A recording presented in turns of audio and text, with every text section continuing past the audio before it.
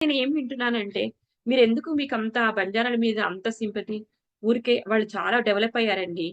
వాళ్ళు ప్రభుత్వ ప్రాంతాలన్నీ గూడా ఆక్రమించేసుకుంటున్నారు. దురాక్రమించుకుంటున్నారు వాళ్ళు.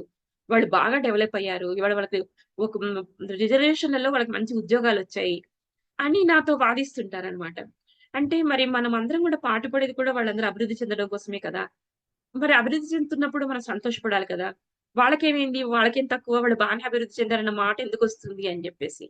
అట్లాగే టీచర్‌లలో కూడా ఒక దృక్పథం ఉంటుంది. పిల్లలకేదైనా వాళ్ళు ఫస్ట్ జనరేషన్. మనం లెసన్స్ చెప్పేటప్పుడు వాళ్ళ స్థాయి వేరు, మన స్థాయి వేరు.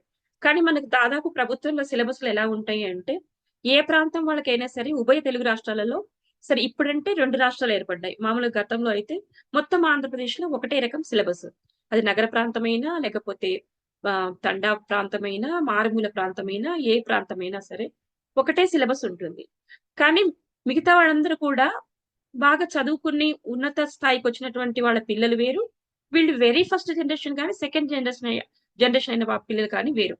మరీ మనము మళ్ళీ వాళ్ళ భాషలో లిపి సృష్టించి, వాళ్ళ భాషలో పాఠాలు పెట్టి, వాళ్ళని మళ్ళీ వెనక్కి ఈ ఇంగ్లీష్‌తో ఇప్పటికి 3 భాషలయిపోయినాయి వాళ్ళకి. తెలుగు నేర్చుకోవాలి ఇంట్లో మాట్లాడేదేమో బంజారా భాష.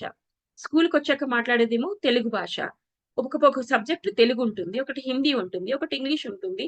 ఈ 3 భాషలతోటి సగం జీవితం వాడికి భాషలతోటే సతమతమవుతూ ఉంటే, మళ్ళీ కొత్తగా మళ్ళీ బంజారా భాషలో మళ్ళీ లిపి నేర్చుకొని, దాంట్లో నేర్చుకొని ఇబ్బంది పడటం కంటే, కనీసం వాళ్ళకి సిలబస్ తగ్గించి, వాళ్ళ బ్రెయిన్ మీద ఉన్నటువంటి ప్రెషర్ తగ్గించి, ఇదే కనుక గిరిజన ప్రాంతంలో వాళ్ళకైతే కొంచెం ఏజెన్సీ ప్రాంతంలో ఉన్న వాళ్ళెవరైనా సరే ఇప్పుడు మనకి సవరలున్నారు, గోండ్లున్నారు, రకరకాల వాళ్ళున్నారు. దాదాపు 800 జాతులు ఉన్నాయని మనకొక అంచనా ఉంది.